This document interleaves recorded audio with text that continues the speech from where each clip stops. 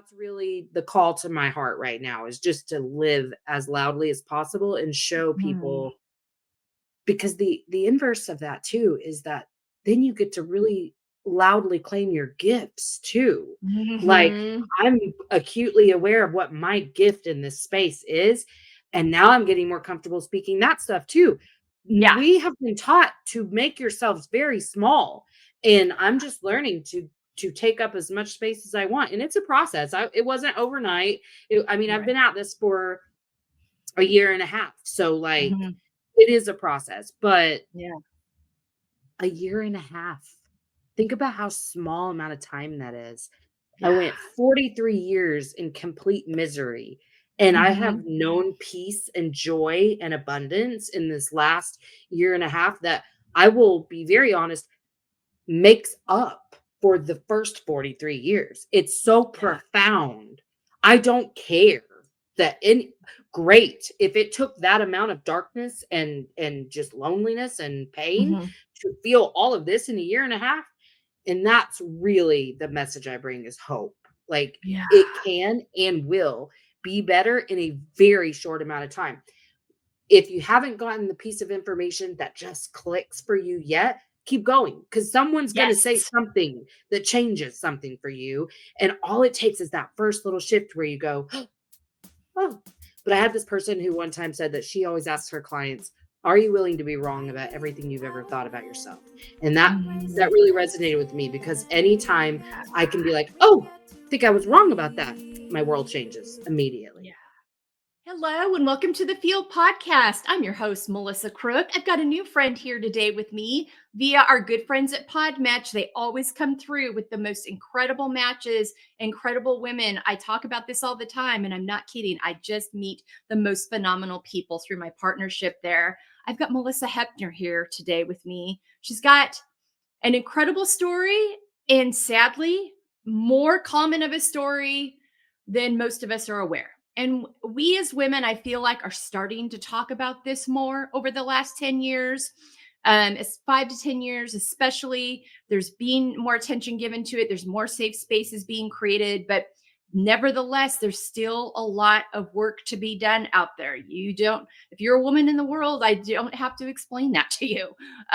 In this space and place we're navigating, she's here to share her powerful story and resources today. She describes herself as embodied, real, compassionate, and messy. Malisa Hepner, welcome to the Field Podcast.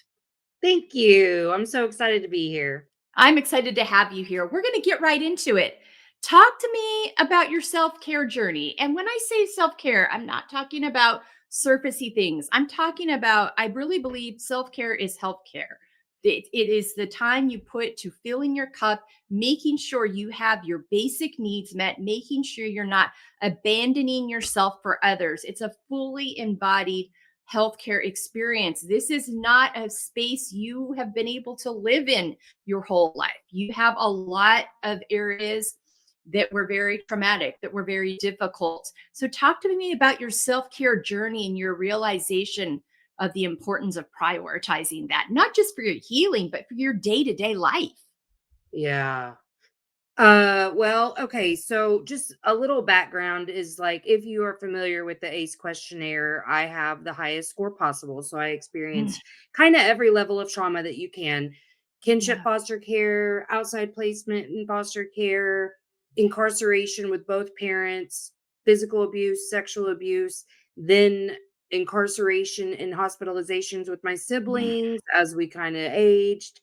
Um, when I was little, there was like just a lot of back and forth. My parents were addicts, and my mom was still mm, really trying to be sober. And so, because of the way reunification was done in the 80s, she'd have 5 seconds of sobriety and then take us three little stair step babies right back. I mean, right back. That's the way it was done. Like, you've met these checklists, here's these three wow. kids.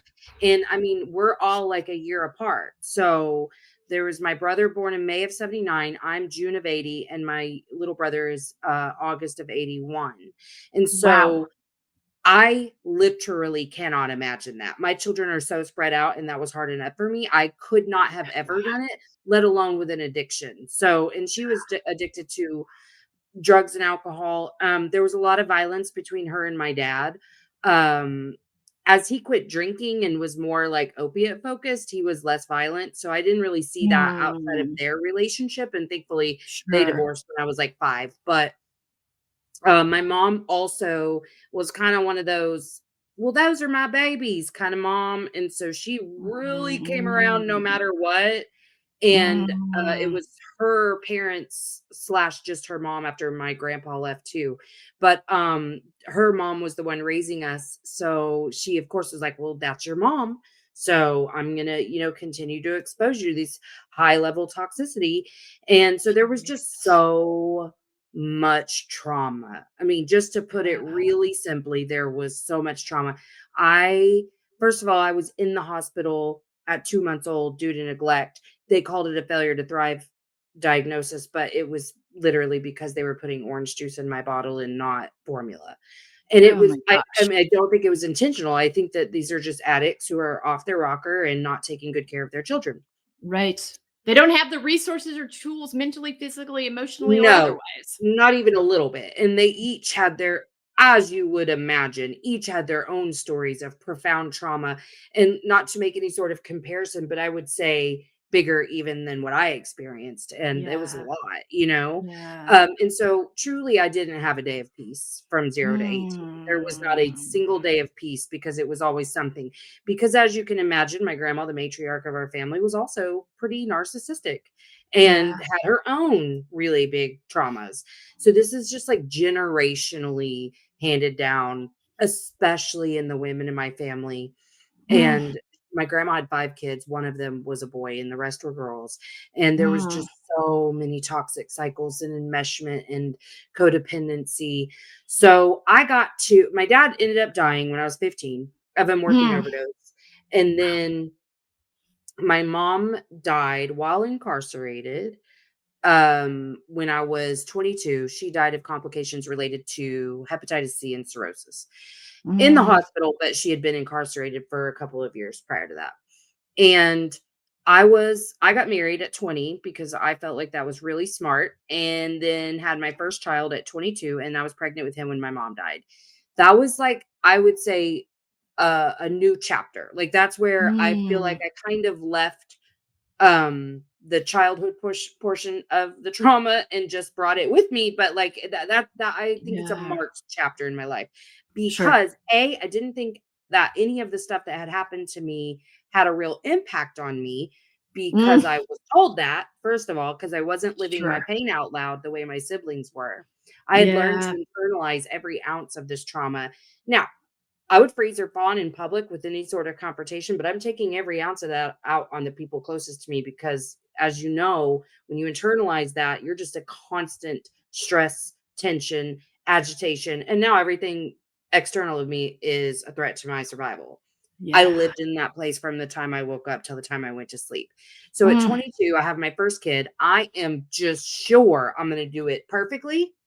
mm, My children are not gonna have any of the trauma I had, and I'm gonna make sure that they have the very best childhood a kid can have. Well, mm. you can imagine I was setting myself up pretty nicely there for a lot of failure, Yeah. a lot of Yeah. heartache, a lot of heartbreak, a lot of disappointment, a lot of betrayal by myself and just the world around me. And I think that really, it wasn't until I had my first child that I got very serious about college, and I was able Mm, to get my bachelor's and then my master's, and uh was staying at home with the kids during that schooling period, and then got a divorce, became a career person at the, for the first time, utilizing the degrees. And I think I kind of had a little breakdown after college because this was the first time I felt significant in my life. mm. And so when it was done, I was kind of like, I literally remember saying, like, what now? Like, you just wake up and go to work every day? Like, what? Because Yeah. I was so used to, I thrived off the schedule. First of all, the 16-week Mhm. layout was so good for my little brain. And it was the only validation I'd ever received in my life. Like, A, Mhm. are smart. You've spent your whole Mhm. life thinking you were dumb because of your trauma brain, and you're Yeah. not. Like, you're making a 4.0 at the University of Oklahoma. Like, that's a Wow. really big deal. Yeah. And just accomplishing and achieving for the first time, Mhm. really. Like, I got to focus a lot of energy. And, so, yeah, I just kinda spent the next whatever years from 22 to 43 just trying to be the best at everything, Mm. failing miserably, being an incredibly reactive person to the people that I was close to, Yeah. and a complete people pleaser and fake human to the people I wasn't close to. And then Yeah. at 43, I just reached like profound darkness where all of the noise just got really loud. And where at other times, like during my divorce, I remember like telling myself, like, well, a messed up mom is better than no mom. So, like, these kids need you, whatever. Mm. And then at 43, I was like, no, I think we've reached the point where they're better off without me. Them and everyone else in this entire universe is Wow. probably just better without me, because I was covered in shame. I was Yeah. covered in shame and so betrayed by everything. My Mhm. betrayal wound was so loud, and I just had really created a real victimhood in my life.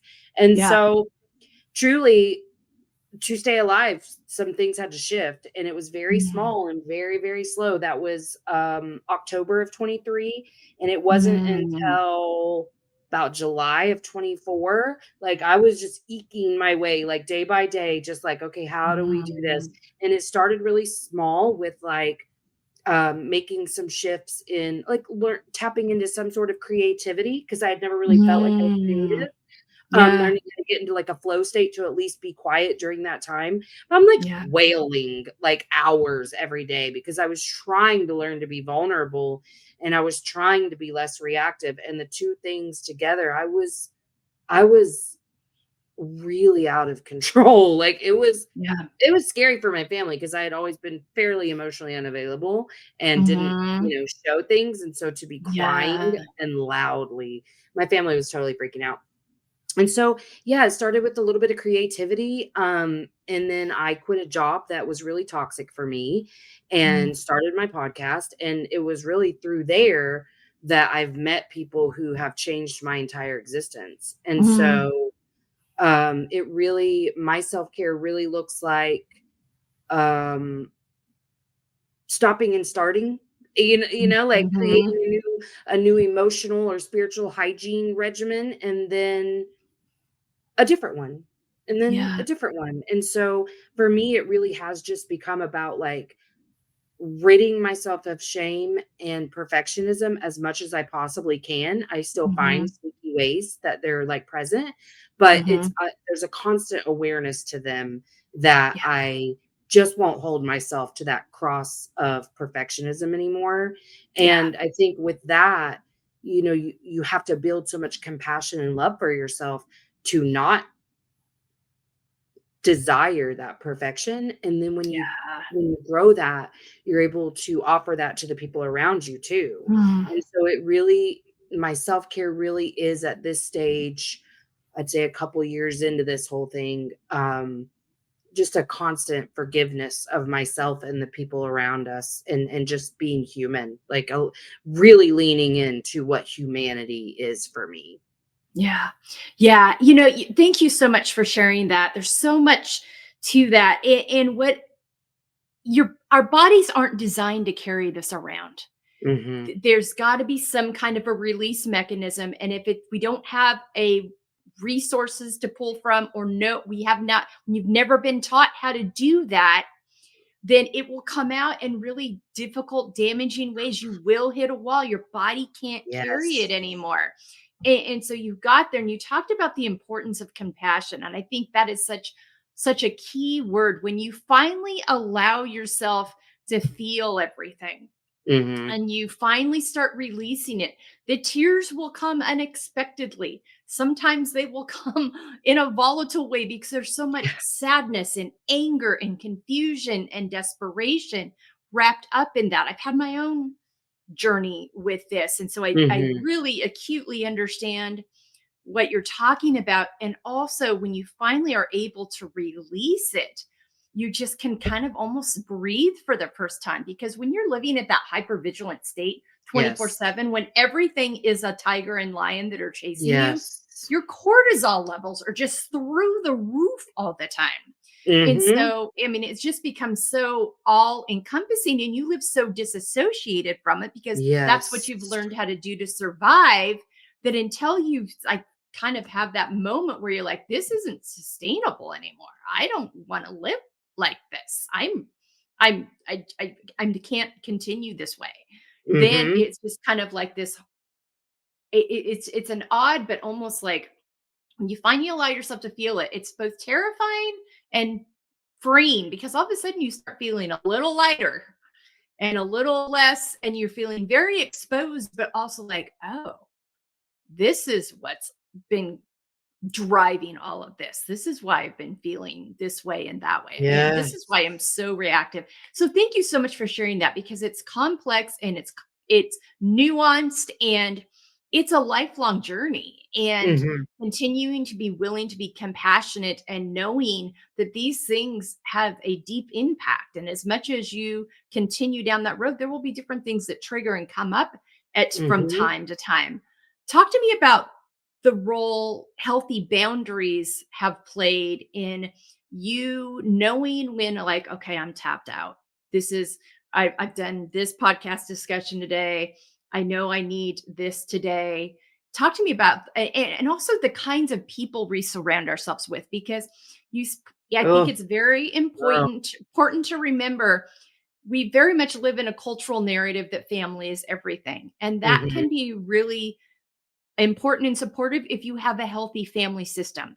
When you don't have a healthy family system, it can be very weaponized. It can be very damaging. There can be a lot of guilt and shame involved in it. So that Mhm. a lot of times those boundaries are they're around people, spaces, time given, all those kinds of things. Talk to me about how you have navigated that part over the last couple of years as you've started this journey.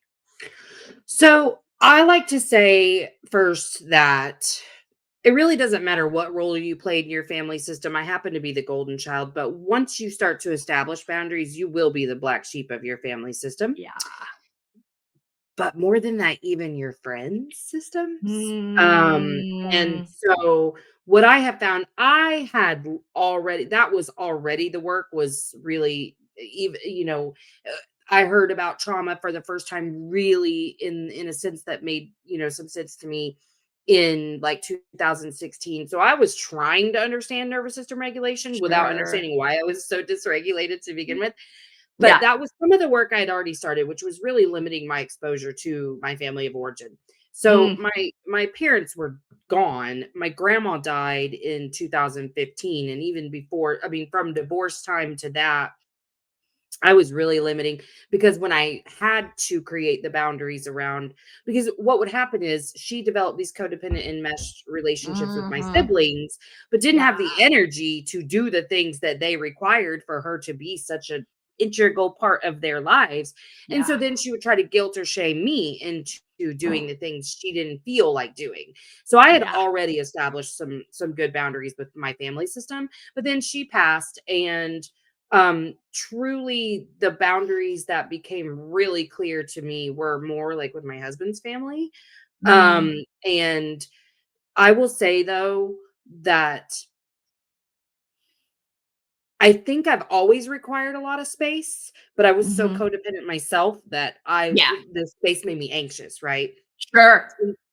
I'm acutely aware of the need for space now Mm. and replenishing like you were talking about. I've really learned to identify what a chemical low feels like, chemical depletion. Mm. And Yeah. because I get a lot of chemical boost from conversations like this, from doing speaking engagements, my own show, being a therapist.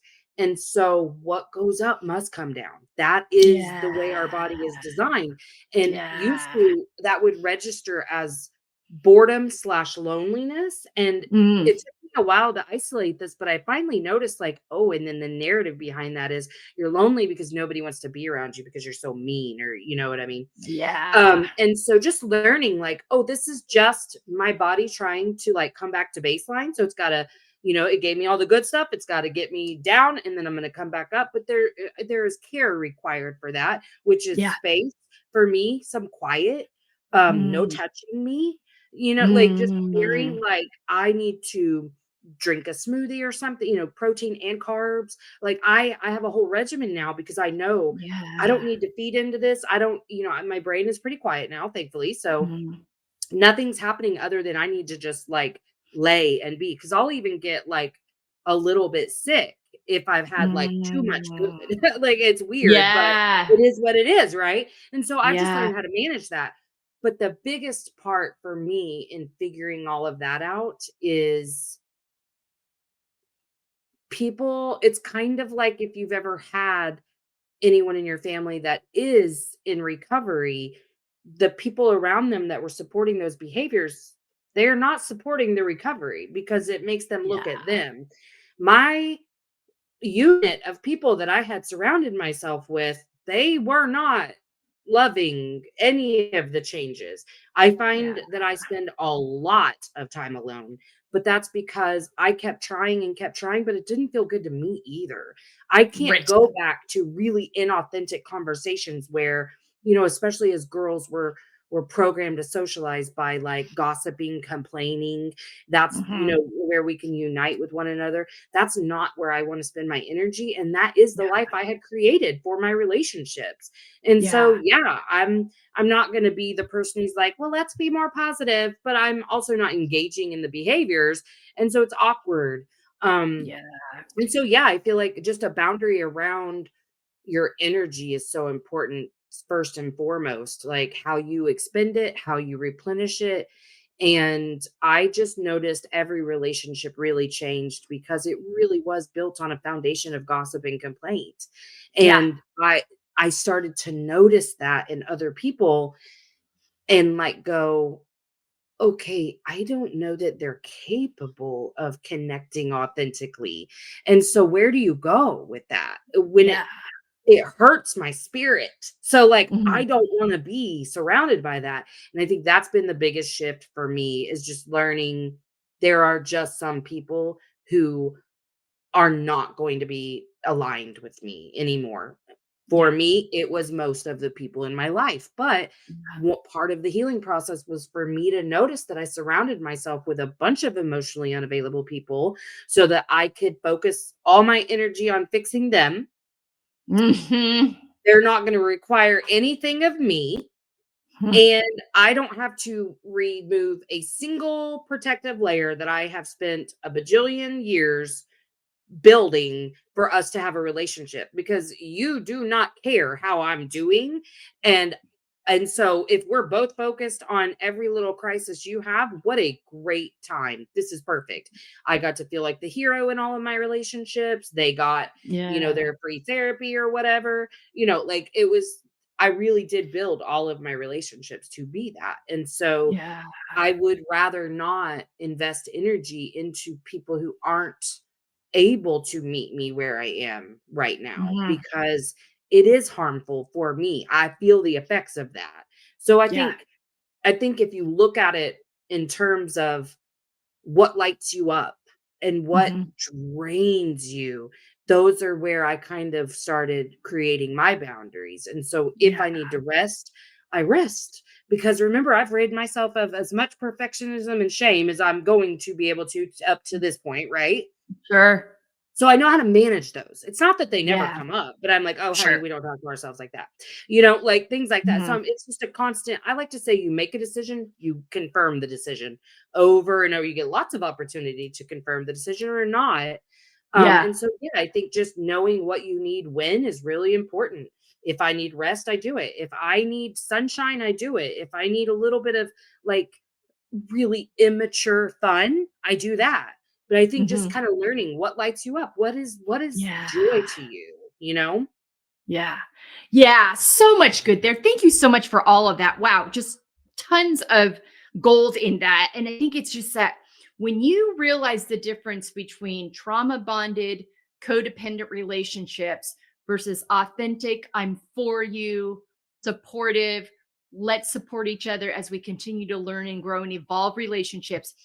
You can't, your system literally won't allow you to exist in those old spaces. It will start Mm-mm. lighting up. It just won't, and so you're just like, I can't do this. And you also learn, I can't change other people that don't want to change. It's Right. not my responsibility to change other people that don't want to change, and being able to release that as well. And then you just Mhm. find all of a sudden you just, once you know, you can't go back without feeling the impact of it. Yeah, it's a very icky feeling, for lack of a better way, Mhm. and I mean, like, I think if you think about what icky feels like for you, like, that is truly Mhm. what it is to go back to try to be a part of a system that just doesn't support this new you. It's Yeah. gross. Yeah. And and I mean, I can find myself being in a place of judgment sometimes even, Sure. and I have to Yeah. work on that too, but I don't wanna Yeah. be there where any of this stuff is even like, don't put me in Mhm. a position to go then start, like, judging other people either, because I'm like, or Yeah. just let me just back out of that. And it's just the Yeah. expectation thing, learning to manage expectations. Yeah. Yeah, for sure. For sure. You've described so well. I talk a lot about the mental, emotional, physical, spiritual impact of our life, of our experiences, how they're all connected to each other. You have described that already so well, in how you walked through this, and how you noticed the impacts in different seasons, and finally got to a point where you had to take action for you. You had to Mhm. quit abandoning yourself. Is there, at this point in the journey, a key thing you've learned about those connections?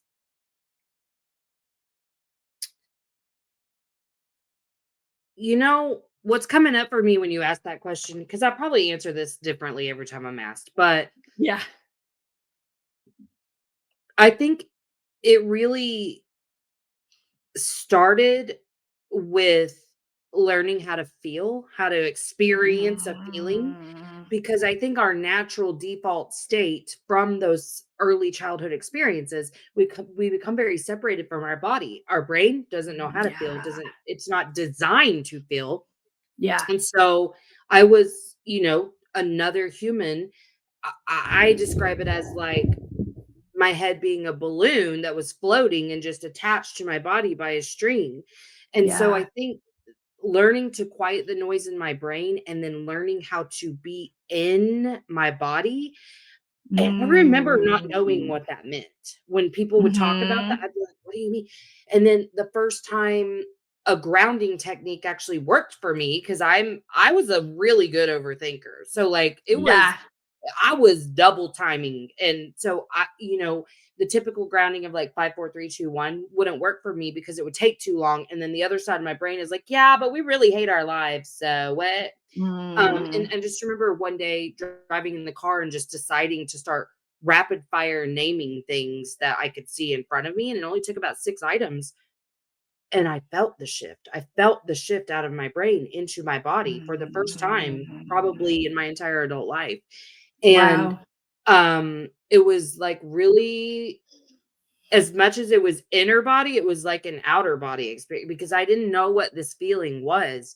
And Yeah. so I was like, "Okay," because I had taught myself, like, "Okay, out of your head, into your heart. If you're overthinking, you're not feeling, okay, so what's the next step?" And I had this, like, Mm. I tried to train my subconscious to cue into the fact that I'm overthinking by the fact that my neck and back and shoulders are hurting really bad. Oh, That was the yeah. only reason I even knew. So I'm driving down the road Yeah. in incredible pain, and I was like, "Oh, oh, okay, I'm overthinking. Okay." So then I'm like, in my heart, and I'm like, "What was I overthinking about? Oh, yeah, okay, okay. So what wound did that hit?" And I was like, "Okay, we felt rejected. Okay, feel it." And then I, like, cried for probably, Yeah. like, 30 seconds and then moved on, and it was like, "This is what they've been talking about. Yes. This is it." Because I would get so upset with the, "You feel it and release it." And I'm like, "I want to feel it and release it so badly. Someone's gotta give me step-by-step instructions because I do not understand." Like, I am feeling, but, like, Yeah. there's a huge difference between feeling and being like, in your brain, like, well, I feel like you blah, blah, blah, blah, which was I was really good Yeah. at. I was really good at. And sometimes I think even the language, it's a good starting point, but I think anytime we're like really leaning into that, well, when I feel, I I kind of have moved away from that because Yeah. my feelings are me. They're Yeah. very much a reflection of what's going on here, and I had to learn there's a huge difference between I feel betrayed and you betrayed me. And so, Mhm. a big part of it was understanding how my wounding was created, and I just learned I have this really Yeah. huge betrayal and neglect wound, and I could find a way to feel either of those things every single day. I mean, and I did. Mm. And so once I started like shifting the paradigm a little bit Yeah. and standing in the premise that like, okay, this is me. This is me feeling this. It's not their fault that this is what's coming up. I started to notice it and I could address it then Yeah. and be like, oh, and at first it was like, I know it's my feelings, but I'm still really mad at you. But Mhm. that was another clue for me because, like, if I'm mad at you, I'm not feeling the betrayal really because Right. betrayal isn't really mad, it is devastation. You know what I Yeah. mean? And so I just learned, like, oh, honey, okay, okay. I was real quick to jump in my brain, make a fight about something, fight with the Mhm. person about it, usually my husband, Mhm. and Mhm. then I never even had to address any of that stuff. And so just Yeah. slowly just kind of unraveling how to feel something. I mean, it was a Yeah. pretty wild ride. I would say literally it probably about 6 months to really get like consciously available to doing those things. And so Yeah. for me, I would say that along with cultivating self-love, it was Mm. when I felt that for the first time that I was like, this is why I have always felt like I loved everyone else more than they loved me. I couldn't receive Yeah. because I didn't believe. I didn't Yeah. really believe I was worthy or valuable. I didn't Yeah. really feel love for myself. And so when I did, I remember looking at my husband and being like, "You do love me," because I was so convinced.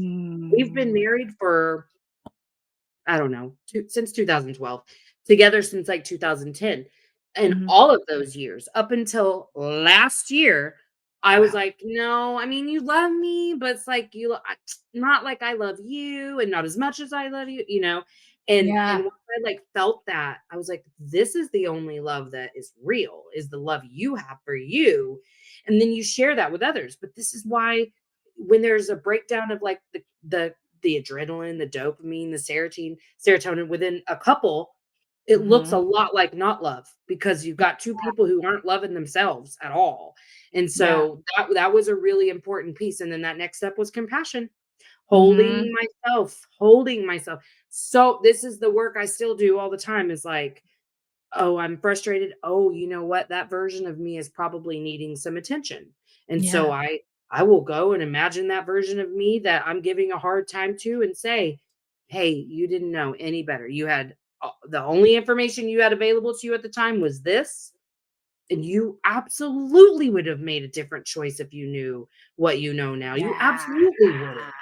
And just holding all parts of me and learning to just not dismiss any part of me and all Yeah. of us, we matter.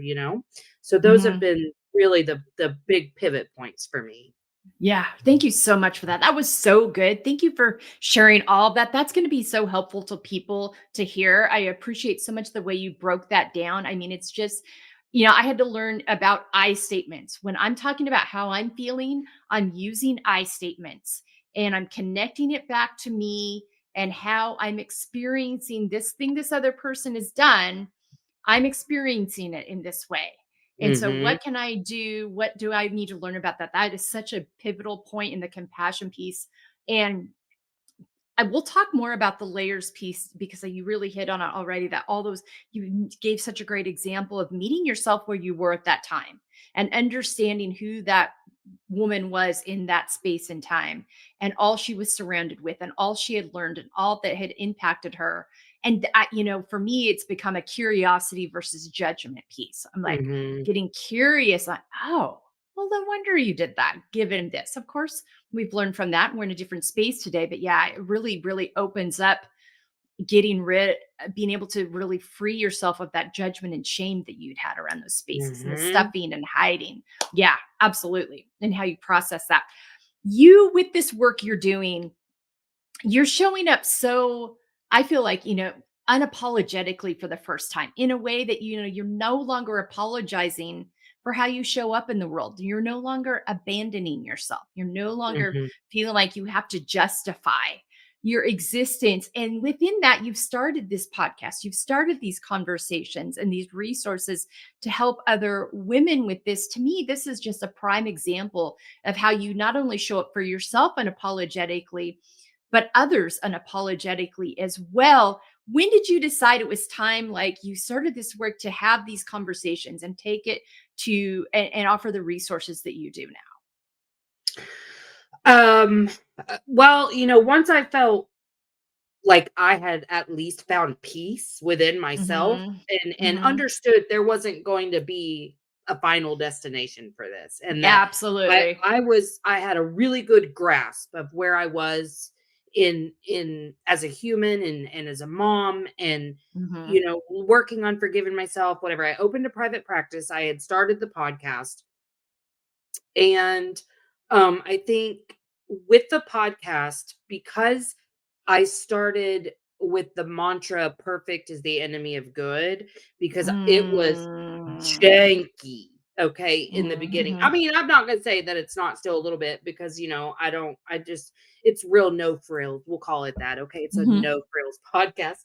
Um, I think because I was unraveling that perfectionist wound during the beginning, there was even a little subconsciously in the beginning, but such a call to the deepest parts of me to just be real Mm. and to share even when you're afraid, and to say, I'm afraid to share this. And I think Oh, that's wow. been the thing that really calls to others is I am just this week. I remember, because I do like a separate intro from the episode. I remember Yeah. just with this week recording an intro and being like, I am really scared to share this, and I think it was the first couple of times that, like, I'd go to say something in that small pause in my chest, like, "Eh," like, and I'd be like, Yeah. "Is this embarrassment? What is that?" And it was like, "Oh, it's Yeah. you're afraid, honey. Like, this feels Mm. vulnerable." And that was Yeah. very new to me. And, because I had been so disconnected from myself and all of my stories, I told Yeah. people lots of things about me, but I was so disconnected from that. It did not affect me one way or another. I may as well have been telling someone else's story. And Oh, so for wow. Yeah. the first time of my life to be able to cry and in front of somebody, that was why I even to give you an example of the person I was in my former life, when I had my children, I was trying to be as stoic as possible in labor, show no Oh, weakness to wow. anyone. And Yeah. so to now cry openly, I'm not going to say it doesn't feel uncomfortable still, because it does, but I just work through it like every single Yeah. time.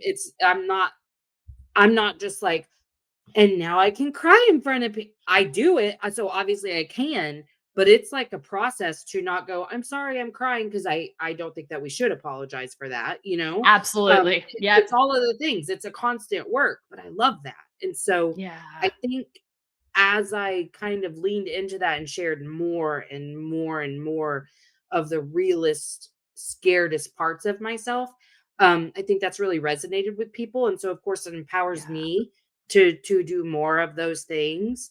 And Yeah. so, yeah, I would say probably just in the last 2 years, year and a half, have I really become really comfortable with just like, yeah. But I think that was really like the most empowering part of this healing process for me was, okay, so I'm never gonna like never do that again. Like, you know what I mean? Like, Yeah. Yeah. Like, when I learned, like, oh, and so when I started to offer that compassion to myself of like, just because you want to be a good person doesn't mean you're not going to sometimes cuss out the old man who's driving really slow. You know what I mean? Just Yes. because you care so deeply about humanity doesn't mean you're not going to scream at your kids sometimes, you know? Yeah. And Yeah. so when I started to go, oh, I'm okay, then I could turn that mirror and be like, and you're okay and we're Mm. okay. And so Yeah. I think that's been the really fun part is to live that part really loudly too of like Yeah. like I think some of the clips I just released for my other show today are even like about that. Like I try Mhm. really hard to show like I'm scared to tell you that I feel so okay with being so imperfect because I know how triggering that is for people who haven't gotten there yet and I don't want your Yeah. wrath. And I'm gonna say it anyway. I'm gonna Yeah. say it anyway because I hope someone's gonna hear that and be like, "I don't have to hold myself accountable by shaming myself, hating myself, holding myself to a cross.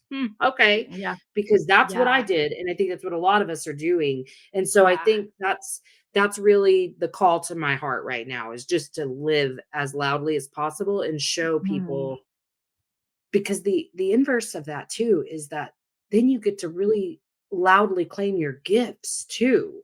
Like, Mhm. I'm acutely aware of what my gift in this space is, and now I'm getting more comfortable speaking that stuff too. Yeah. We have been taught to make yourselves very small, and I'm just learning to take up as much space as I want, and it's a process. It wasn't overnight. I mean, I've Right. been at this for a year and a half, so like Mhm. it is a process, but Yeah. a year and a half. Think about how small amount of time that is. I Yeah. went 43 years in complete misery, and I have Mhm. known peace and joy and abundance in this last year and a half that I will be very honest, makes up for the first 43 years. It's so Yeah. profound. I don't care that any great if it took that amount of darkness and just loneliness and pain Mhm. to feel all of this in a year and a half. And that's really the message I bring is hope. Like Yeah. it can and will be better in a very short amount of time. If you haven't gotten the piece of information that just clicks for you yet, keep going because someone's going to say Yes. something that changes something for you. And all it takes is that first little shift where you go, oh. But I had this person who one time said that she always asks her clients, are you willing to be wrong about everything you've ever thought about yourself? And that Mhm. really resonated with me because anytime I can be like, oh, I think I was wrong about that, my world changes Yeah. immediately. Yeah. That willingness to unlearn, to and relearn, to be uncomfortable and just own that. Yeah. I mean, when you can, but I think something that's so important is you have to be willing to go there because no Yeah. one else can do this for you. And Right. that's what you have grasped onto that's so powerful and so important of what's possible when you're willing to do your part in the journey. Yeah. Because it's scary to go, "Oh, I'm gonna have to feel." But what I always point out to everyone else is, do you think it will hurt more than all the things you've ever done to not feel? Do you think Exactly. it will hurt? Because I've done a lot of sex, I've done a lot of drugs, I've done a lot of drinking. None of those led me anywhere good. I'll tell you, Yeah. like I've done a lot of escaping behaviors and Yeah. landed myself in some really painful situations. All Yeah. I have to do is feel, shoot. So if you haven't figured out how to yet, just keep searching. Like I said, you're going to get the Yeah. right piece of information, but it does not hurt nearly as bad as we're afraid it's going to. And just understand Exactly. that's just a deep-seated fear. That's just your Yeah. subconscious going, I remember what it felt like the first time I felt pain, and I am never feeling that again. That's just your brain trying to keep you alive. Remember, your brain's a liar. It's going to feed you a Mhm. lot of catastrophe to try to keep you Mhm. alive, and that's okay. Thank you, brain. Thank you for trying to keep me alive. But you are not needed in this scenario. I'm going to go to my heart. Yes. Yes, I think it's you hit on something so important that we sometimes confuse that fear and discomfort with, "Oh, I'm not supposed to do that." And it's just your Yes. nervous system and your brain trying to keep you safe and you Yes. having to say, "I don't need you to protect me like that anymore. I've got this.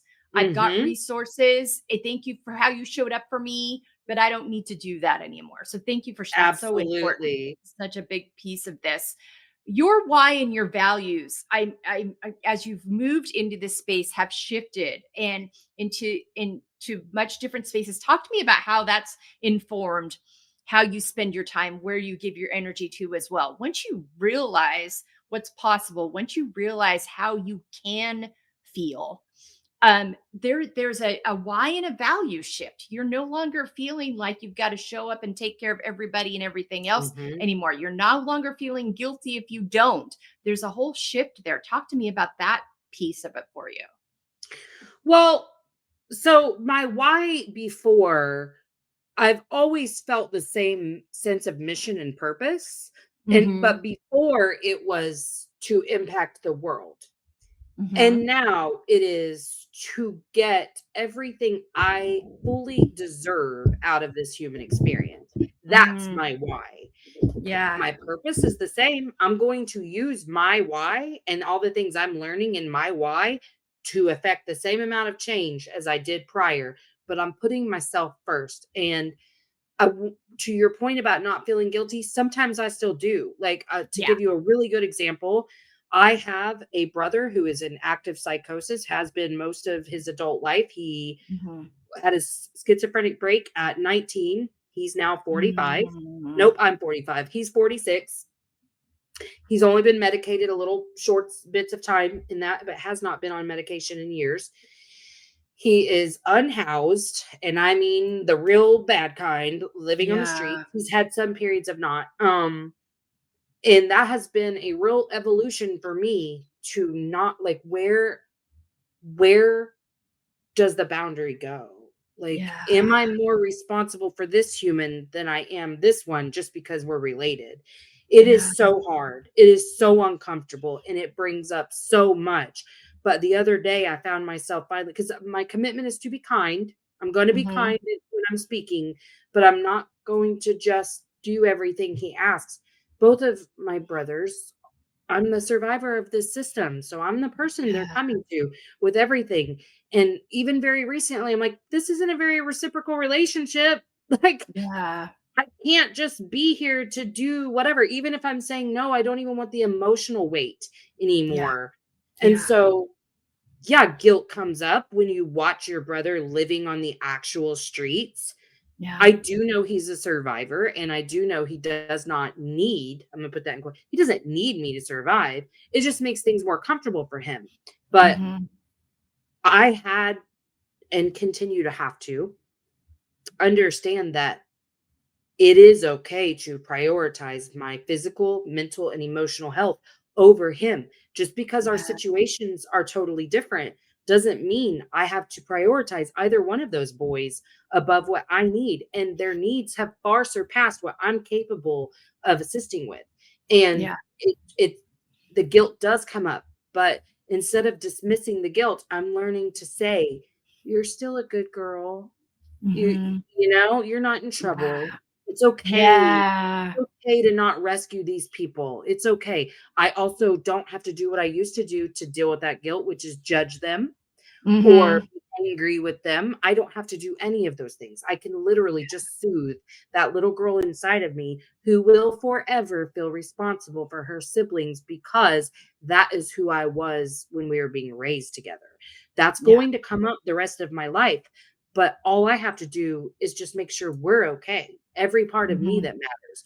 I don't have to hate them. I don't have to be angry. I don't have to sit around thinking about how if they had just made different choices. None of that. I mean, I've Yeah. actually worked very hard to no longer dismiss their experiences, to dismiss my own feelings about it.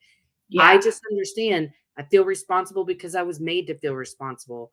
I feel um shame Mhm. because some part of me believed that one day I was going to be, wealthy enough to be able to just make sure that even if I have to pay someone else to take care of them, you know what I mean? But I Mhm. haven't reached that level of wealth. God, I hope I do because I would be Yeah. happy to do that. But at this point in my life, I do matter most. I do, Yeah. and I have to, because I'm not gonna matter the most to anybody else, nor should I. And Yeah. so, yeah, it comes up. I mean, this man calls me 30 times a day, and sometimes I Mm, answer and sometimes I don't, you know? mm, I don't dismiss it. I just go to her and I say, "Hey, we're fine. We're okay. mhm. Like, Yeah, this is what do you need right now? Do you need some meditation? You need a dance yeah, party? What do you need? How can you release the energy of what this is bringing up in you?" And mm, so, yeah, I think the biggest shift for me is I don't have to do any of this for anyone else. yeah, I deserve the same amount that every human deserves. I'm the mhm, only one that can feel that. So yeah, my why is me. I want to take care mm, of me because I can't love anyone else if I don't love me. I can't give anyone else compassion if I don't give it to me. I can't give anyone else fun if I'm not having fun. Can't give mhm, anyone anything that I'm not giving to myself. So I fill that cup and only from the overflow do I share. yeah. Thank you so much for that. That was so good. I think it's really tricky, and I can relate to this wholeheartedly when you have to release the idea that you're not responsible for them. You don't owe them anything. And if you can support healing behaviors, great, but otherwise if you're just showing up and enabling them to Mhm. continue down that same road, that's not good for anybody. I mean, so there's so much to that. Thank you so much for sharing that. Living out of your own expectations versus others. You have really made that shift. Talk to me about what that feels like to finally be in a space and time where you feel like you can do that and you know what that looks like. Yeah, I think understanding where all of those expectations were kind of created from others and from Yeah, myself was really sure. an important shift. And so Mhm. um even in the codependent behaviors or anxious attachment behaviors where we're running around loving in the way that we want to be loved, and in Mhm. my mind when I did that we were creating like a social contract full of expectations. Mm, And so I felt like we both signed that contract in our blood, okay? And then so when yeah. you're not following through on your end of the contract, I'm now betrayed. And I Mhm. feel like that's where most expectations are created from. When I got Mm, really intimately aware of my betrayal wound, I started to be able to identify that in others really fast and easy. And so yeah, I used to feel like I was living life for everyone else. There's been a lot of cycling through that mm. feeling where it was the same thing in different fonts, like Sure, I yeah. think I've mastered it and then here I am again just feeling completely powerless to the universe, and like Mhm. everything's happening at me, to me, behind me, like there's no Yeah. for me happening. And so Mhm. um I think just shifting in that accountability piece, like looking at myself, it just makes you just so much more aware of why other people are doing what they're doing. And Yeah, so I'm holding myself accountable. I'm not taking their behavior personally 90% of the time. And when yeah. I do, I just know how to soothe through that. And Mhm. I think that was the biggest shift too, is just learning not to have expectations really at all for myself, for Yeah, others. And then when I hear someone else kind of trying to come at me with that, I know how to kind of move through that and not, but again, I'm not surrounded by people who, like my yeah, life is pretty easy right now. I mean, I go through like financial struggles as an entrepreneur, but other than that, like yeah, I'm not having drama because I'm not surrounded by it. So for me, yeah. it's a lot easier. But I do know there was just so many j- strict boundaries around who I felt like I could be as a person because I Yeah. needed to be perfect for all of the people who were asking me to be whatever they wanted me to show up as for them. And so I Yeah. think really when you just scrape all that away and you're so committed to just showing up as you, whoever that is Mhm. in the moment, you give me a good Yeah. case of PMS, I'm going to be a little bit grumpy, short, you know, Yeah. not gonna talk to you as long. Like, there's all that. Yeah. So, like, just being okay with whatever I'm feeling that day. At 45, your body gets really tired sometimes. So if I Yes, it show does. up with low energy, I'm gonna show up low I'm not gonna pretend, you know? Yeah. And so, yeah, I think just again leaning into we are so many things and I can be all of those things and I don't have to try to not be. And I think the really important shift for me was all of these things that I really perceived as my flaws have become the thing I love the most about myself, you Mm. know? Yes. Which that is, you have described embracing your layers beautifully throughout this whole, really starting when we were talking about the unapologetic piece. You have done the work to do that. You, that statement you just said, that is embracing your layers in a nutshell.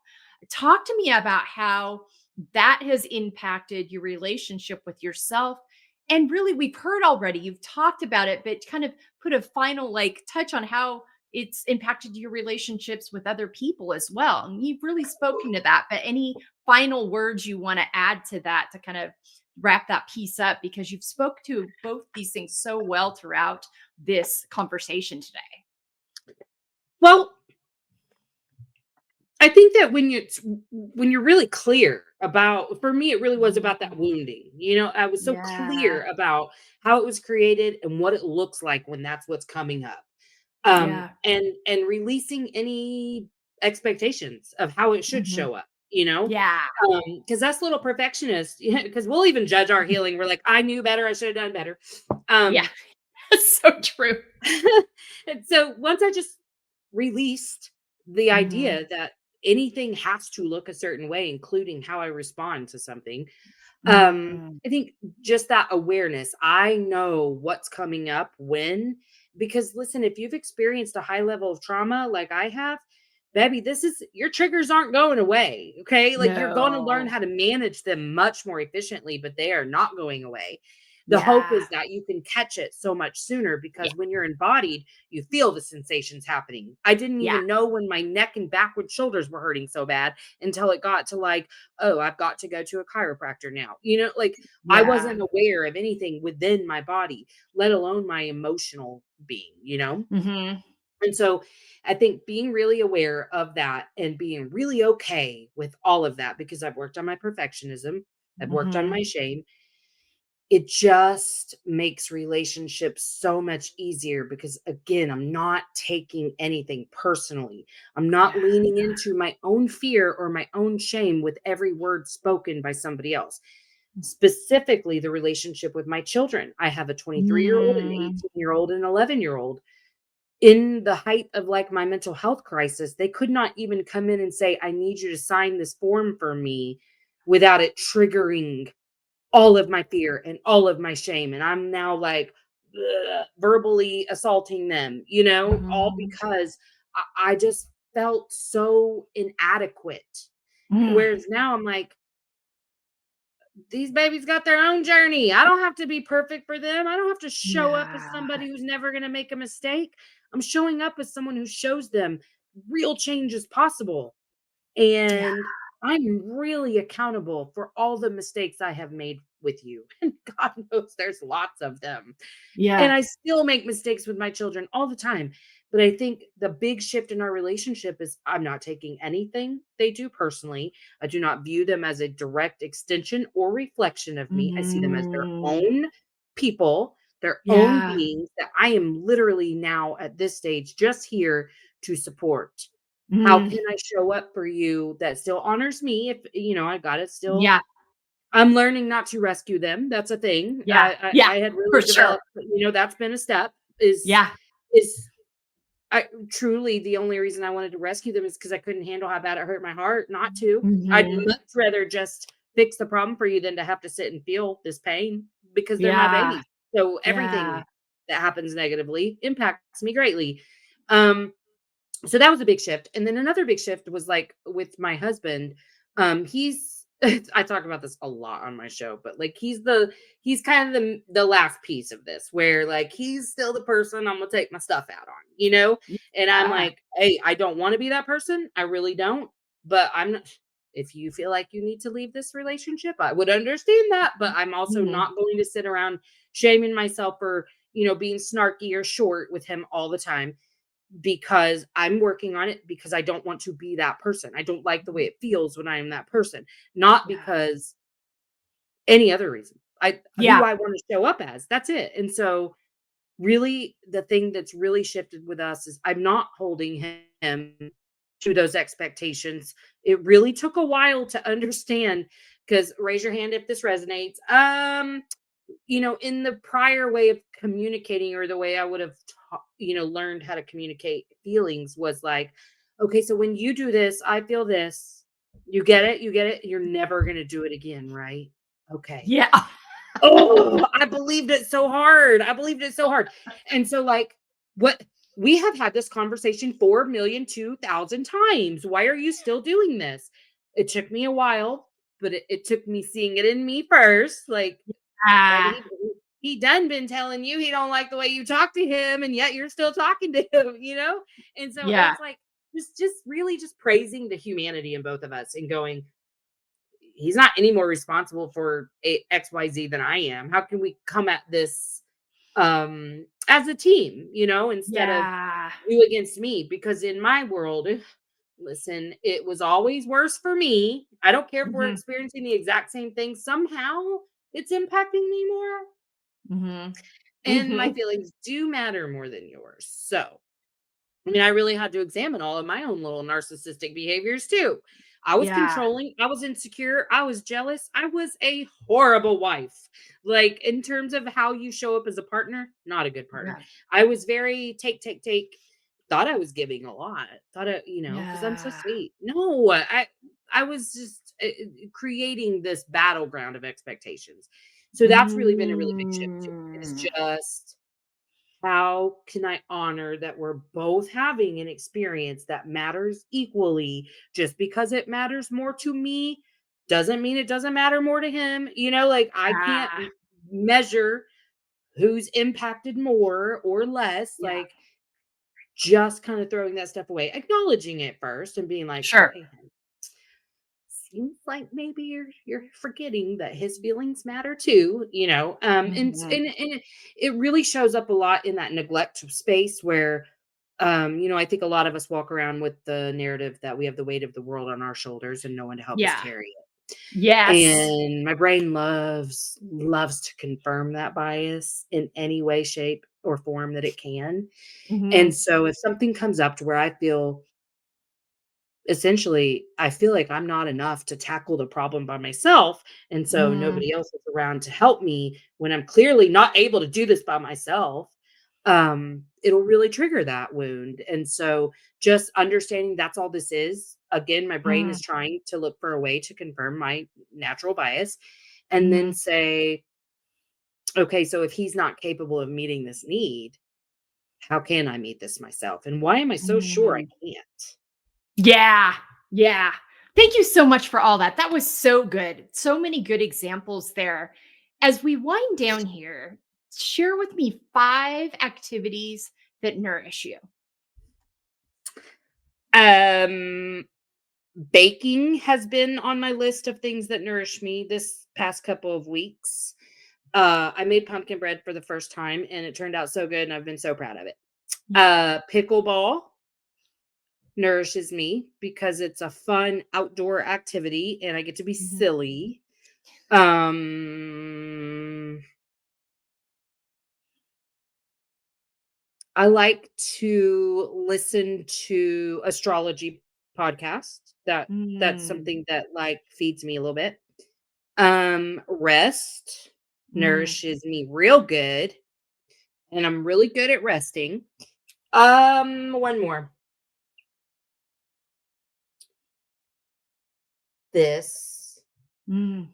Having these kind of connective conversations, especially because I really Yeah. don't talk to very many people outside of my family, like my little house, Mm. very often anymore. So it's like, Mhm. this online space has really become my community. So Yeah. anytime I'm having a connective conversation, that's probably the biggest nourishment piece for me. Yeah. Yeah. I know how you feel about that. I feel that too. All right. 5 words on how you want to feel the next 6 months. Mm. Joyful, grateful, abundant. Did I say peaceful? No. Peaceful, fun. Mhm. I love that. I love how you've mixed in the fun in this because I think we underestimate the power of fun. I love that so much. Talk to people about where they can find you and follow you. This will also be on our website at embracinglayers.com, but let the people know right now, real quick, where they can find and follow you and get access to your resources, listen to your podcast, all of that. The best way to find me, I'm very active on Instagram and it's at Melissa.Hepner.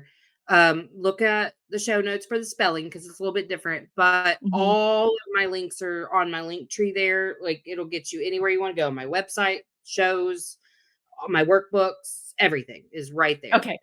Okay. Perfect. Last thought that you would like to leave with our listeners today. Um, it doesn't have to be that hard. I think we make Mm, things a lot harder than they need to be.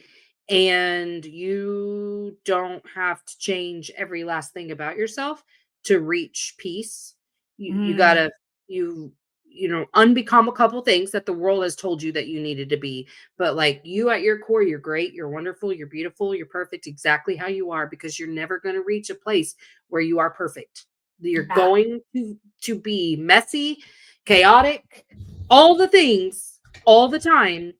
And when you learn how to embrace those things about yourself, life gets a lot more free and a lot more fun. Mm. Oh, Melissa Hepner, that was the perfect way to wrap up this conversation. Thank you so much for your honesty, for your authenticity, for your courage and willingness to share your story. It's powerful. It's important. More women are experiencing this than we realize. This is really going to help someone. So thank you so much for being with me today. That all that you've shared. Listeners, go to embracinglayers.com, find those resources, connect with Melissa. Thank you so much for being with us today. Take good care and we'll see Thank you here next time. you. You bet. You bet. We'll see you here next time on the Feel Podcast. Hello, and thank you so much for being with us today on this episode of the Feel Podcast. If you would like more information on how you can apply these talking points that I share with our guests in each episode to your own life, really utilize this Feel framework, go to embracinglayers.com, fill out our contact form, and let's set up a free 30-minute consultation to talk about how you can start living your most authentic, organic, healthy, feel fueled life. Thanks again for being with us today. We'll be back to you soon with another episode here on the Feel Podcast.